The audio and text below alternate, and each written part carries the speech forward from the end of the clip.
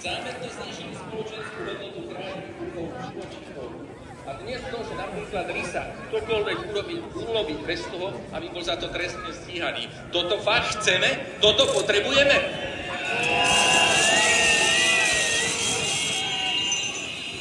Najväčším klincom do pomyselnej raky pre životné prostredie je to, že cieľene odstavili 800 dobrovoľných strážcov prírody od možnosti robiť svoju prácu a svoju činnosť.